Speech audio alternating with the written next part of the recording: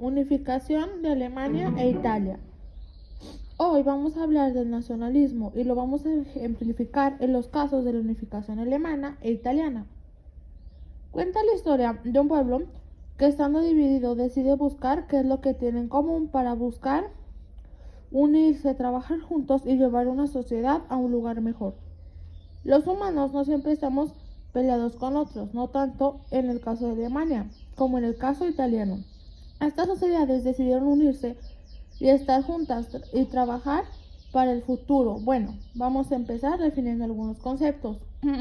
Hay dos ideologías que se extienden a lo largo del siglo XIX, que entran en la conciencia del pueblo europeo y que han construido a Europa tal y como es hoy en día, y han llegado hasta nuestros días. Estamos hablando del nacionalismo, el liberalismo. Ya hemos hablado del liberalismo, sobre todo en la revolución de 1820, 1830 y 1848. Pero vamos a repasar brevemente qué es el liberalismo. Miren, cuando Napoleón Bonaparte conquista pues casi toda Europa, lleva consigo los ideales de la Revolución Francesa.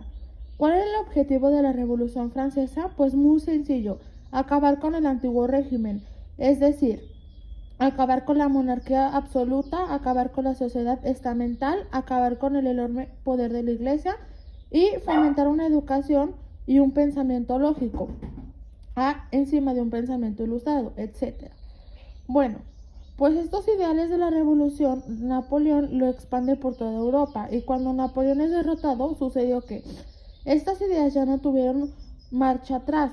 Napoleón fue derrotado, pero esa idea de la revolución se había asentado en los distintos territorios que había conquistado Napoleón, y ya no desaparecieron. Por eso, después de la derrota de Napoleón, se produce una oleada revolucionaria en la primera mitad del siglo XIX. La revolución del 20, del 30 y del 48, y en la que estas sociedades intentan construir una sociedad donde los pueblos tengan más derechos, donde se terminen con los privilegios de la nobleza, donde no haya monarquía absoluta, donde haya constituciones, etc. Esto es el liberalismo. Y ahora vamos a ver qué es el nacionalismo. El liberalismo, atención, corre parejo al nacionalismo. Estas dos ideologías van de la mano, son casi dos caras de la misma moneda. Que el nacionalismo directo no es tan fácil de definir. Empecemos hablando qué es una nación. Una nación es el colectivo humano que han encontrado un vínculo en común, un colectivo humano que encuentra cosas que le unen a su pueblo. Por ejemplo, un colectivo humano que tiene una historia en común, una lengua común, una religión, una tradición. Eso es lo que define a una nación. Y además no solo tiene esas cosas en común, sino que empieza a diferenciar de otros colectivos humanos. Y si eso es una nación. ¿Qué es el nacionalismo? Pues el nacionalismo es el derecho de ese pueblo a gobernarse por sí mismo, gobernarse de manera autónoma, a tener un gobierno propio de su pueblo, es decir, a ser independiente y que no haya ningún imperio en su lugar. Hay dos tipos de nacionalismo: el nacionalismo inspirado en el liberalismo y el nacionalismo inspirado en el romanticismo. Ese nacionalismo liberal se le define como el conjunto de personas que comparten una organización política y lo han decidido así libremente. Esto sería el caso de Francia. Y luego tenemos el nacionalismo inspirado en el romanticismo, que dice que un pueblo tiene un alma inmutable, que tiene un espíritu común, un espíritu que se refleja en la lengua, en las tradiciones, en la religión, y que hay un espíritu que está por encima de la voluntad del pueblo. Y este es el nacionalismo, que acaba triunfando y que se da, por ejemplo, en el caso de Alemania. Hay que decir, pues, que el nacionalismo se manifiesta de tres maneras a lo largo del siglo XIX.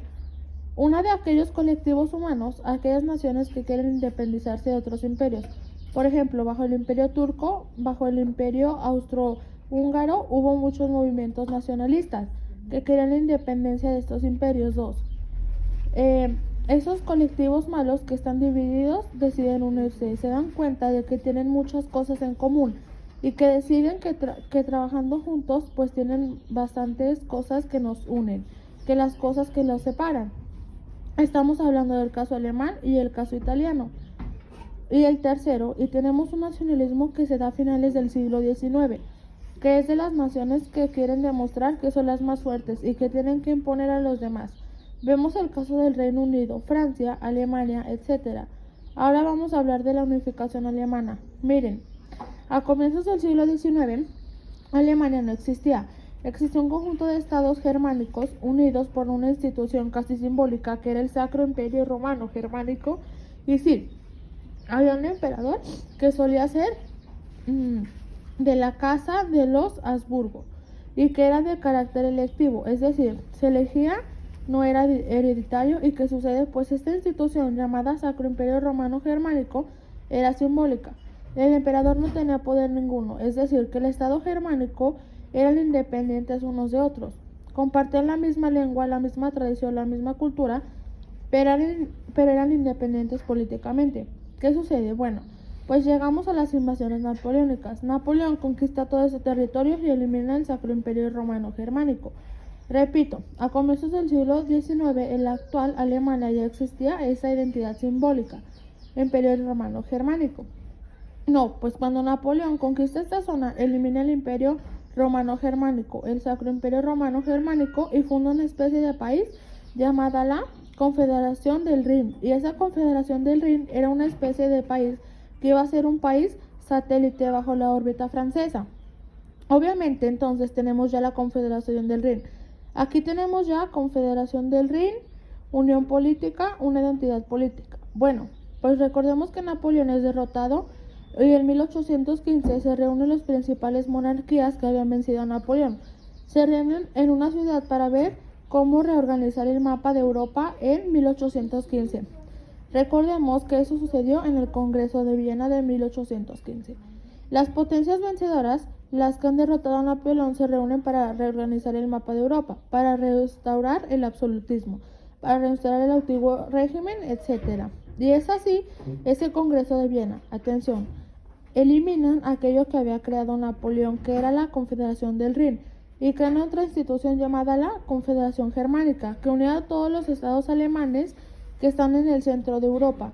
Pero esta Confederación Germánica era una institución, un vínculo común, pero eran políticamente independientes. Era una institución donde poder ser reunidos por los representantes de los estados germánicos, pero eran, repito, políticamente independientes unos de los otros. Llegamos a 1834. ¿Y qué decir? Los estados germánicos se dan cuenta de que Reino Unido y Francia están realizando una fuerte industrialización. Están creciendo, se están desarrollando mucho, y para competir con ellos, lo que hace, crean una unión aduanera. Es decir, los estados germánicos eliminan las aduanas y eliminan los aranceles entre ellos, de manera que los estados germánicos podrían comerciar entre sí sin cobrarse aranceles, de manera que eso iba a favorecer el comercio. Y si llegamos a 1848, ¿qué sucedió? Bueno, en 1848 se da una revolución, esta con un carácter más demócrata que las revoluciones del 20 y del 30. La revolución del 20 y del 30 no es una revolución democrática para nada, es más una revolución burguesa, protagonizada por burgueses que pedían derechos para sí mismos. El pueblo pues no le importaba. Sin embargo, la revolución de 1848, aquí ya hay un carácter más democrático. Entonces llegamos a la revolución de 1848, que se extiende por Europa, llega a los estados germánicos, y en los distintos estados germánicos se empieza a configurar constituciones que dan derechos a los ciudadanos. Y atención, se convoca a una asamblea Frankfurt con representantes de todos los estados germánicos, y se empieza a hablar de un estado federal, de la unión, de construir un estado federal, y se le llega a ofrecer la corona a Federico Guillermo IV. Aquí ya estaba la unión, y si esta unión hubiese seguido adelante, continuando, y además hubiésemos tenido desde el comienzo una Alemania liberal y demócrata. Pero ¿qué sucede? Que Federico Guillermo IV rechaza la corona. Los distintos príncipes, después de la revolución del 48, empiezan a retomar el poder y dicen que la constitución ni que nada, y este proyecto se va al carajo. Entonces, ¿qué pasa? Que la Unión Alemana se tenía que producir a golpe fuerza, a golpe militar. Tenían que llegar un tipo fuerte a unirlo todo e imponerse a los débiles. Quien protagoniza esta unificación alemana, hablamos de Prusia. Principalmente, Prusia es el estado más fuerte de los alemanes. De los estados alemanes, Prusia era el estado más fuerte y tenía un rey. Estamos en la década de 1860. Tenían un rey que era Guillermo I y un canciller que es de los políticos más inteligentes que dio las Europas en los últimos 200 años, Otto von Bismarck. Este político que realmente es el artífice de la Unión Alemana, de esa unión. Entonces, ¿cómo se lleva a cabo la Unión Alemana? Bueno, pues paso a paso, golpe a golpe y guerra a guerra. Primero guerra contra Dinamarca. Resulta que Dinamarca se quería quedar con los estados del sur que se llamaban Slavik y Holstein. ¿Qué hacía Prusia? Pues en la Confederación Germánica se le dice a sus compañeros, a los estados, señores, Dinamarca se quiere quedar a estados alemanes que son débiles, tenemos que protegerlos. Y Austria dice muy bien a Prusia, unámonos y luchemos contra Dinamarca y protejamos estos estados alemanes, porque nuestros hermanos, así que Prusia y Austria se enfrentan contra Dinamarca para defender a los ducados de Schleswig y Holstein. Por supuesto, Persia gana, porque eran bastantes más fuertes que Dinamarca. Entonces Prusia dice, yo me quedo con un estado y tú, Austria, te quedas con el otro estado. Perfecto. Pero en la práctica, ¿qué hace Prusia? Pues tima a Austria y Prusia al final se queda con los dos estados y acaba tomando el control político y económico, tanto de Slavik como de Holstein. Entonces, Austria engañada empieza a enojarse con Prusia y Austria va a la guerra con Prusia. La guerra contra Dinamarca había sido en 1864. 2 años después, en 1866, la guerra entre Prusia y Austria. Aquí los dos grandes púgiles empiezan a pelear. Prusia le dice al reino Piamonte, que era el corazón de la futura Italia, ataca a Austria por el sur y yo, Prusia, lo ataco por el norte. Y si ganamos la guerra te vas a quedar Venecia, el territorio de Veneto. Y entonces, ¿qué hace? Pues efectivamente será una guerra de Austria, Piamonte y Prusia. Los piamonteses fueron derrotados en la batalla, pero ¿cuál era la función? Desviar tropas de los austriacos de manera en que la batalla de Sadowa se enfrentaran los prusianos y los austriacos, quienes ganaran esa guerra, Prusia. Entonces, ¿qué pasa? Que ahora se crea la Confederación Germánica del Norte y Austria ya no está ahí, o sea, Austria se queda fuera del proceso de unificación alemana y ya nunca más volverá a tener oportunidad de unirse a esa futura Alemania.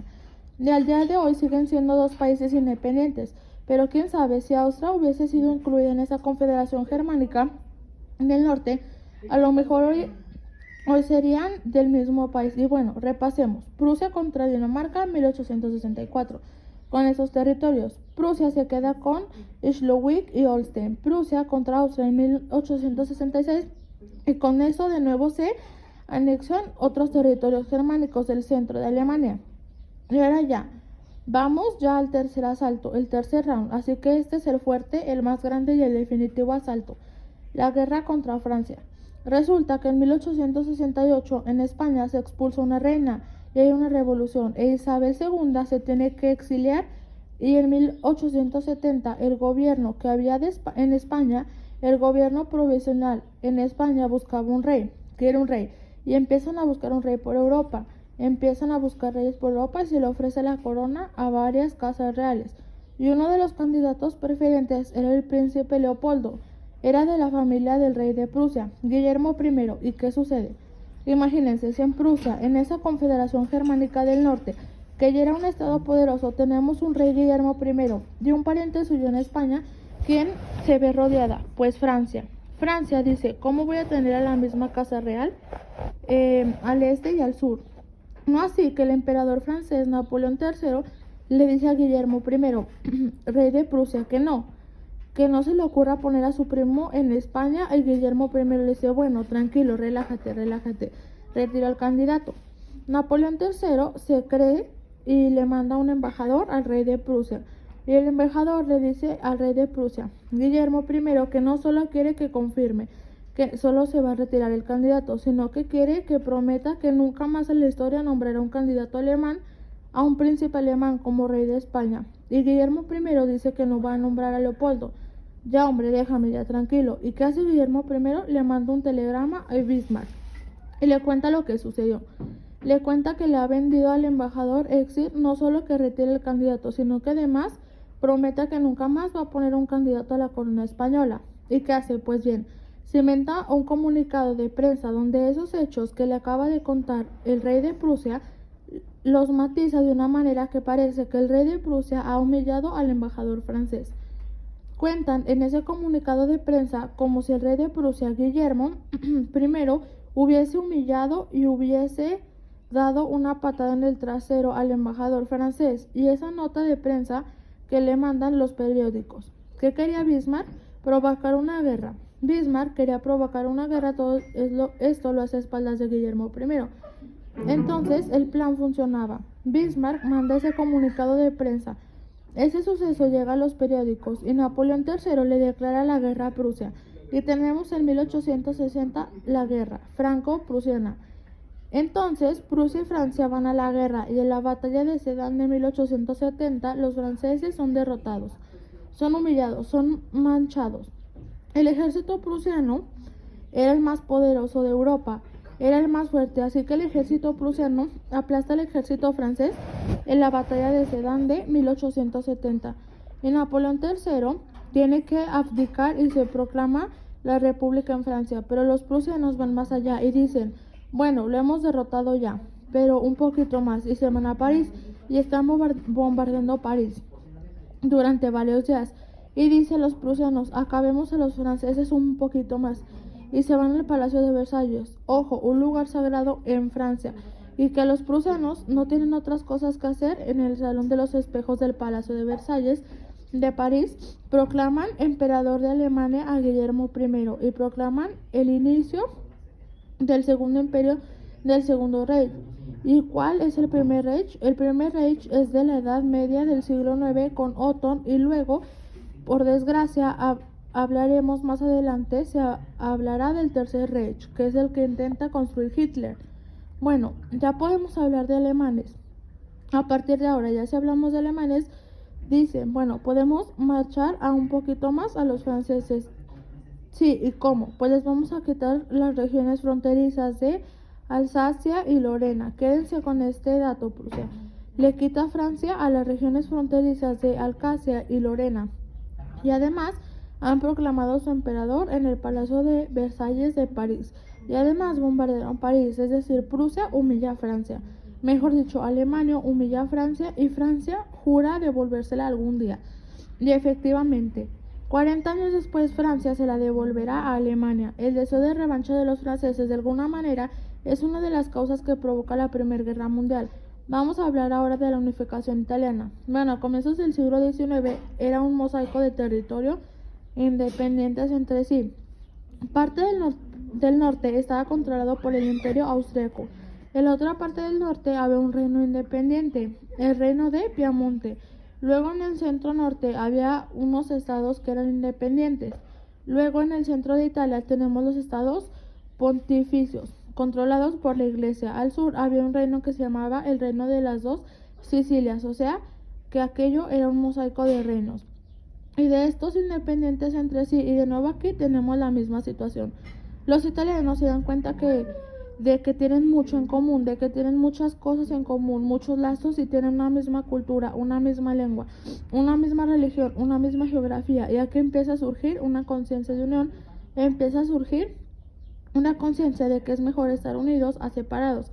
Entonces, ¿cuáles son los procedentes de la unificación italiana? Bueno, pues tenemos que hablar, por ejemplo, de un político que se llama Mazzini, que era un revolucionario que se pertenecía a una sociedad secreta que se llamaba los Carbonarios, que luchaban contra la invasión napoleónica. Y Mazzini, bueno, pues estuvo en la cárcel.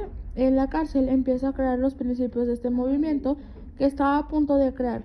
Lo mandan al exilio, y en el exilio crea una organización que se llama la Joven Italia. Y esa Joven Italia lo que proporcionaba era la unión de toda Italia. Y de hecho intentaba la Joven Italia, la organización de Italia, intenta varias insurrecciones, pero todas aquellas fracasan. Entonces aquí hay un primer intento de unificación. Ahora tenemos que ver otro intento de unificación, o al menos de la independencia, en 1848. Otra vez estamos con las revoluciones. Venecia y Lombardía intentan independizarse del Imperio Austriaco, pero fracasan en ese intento. Y volvemos con lo mismo. ¿Qué pasa en el caso alemán? Pasa en el caso italiano. Aquí tenía que haber un reino que fuese quien politice la unificación y que reinase. En este caso, el reino de Piamonte. El reino de Piamonte era un reino independiente, donde se había triunfado la revolución del 48, donde empieza a elaborarse una constitución, donde tenemos un rey que es Víctor Manuel II y un primer ministro que se le llamaba Conde de Cambur, y que es súper inteligente, que es capaz de organizar la unificación italiana.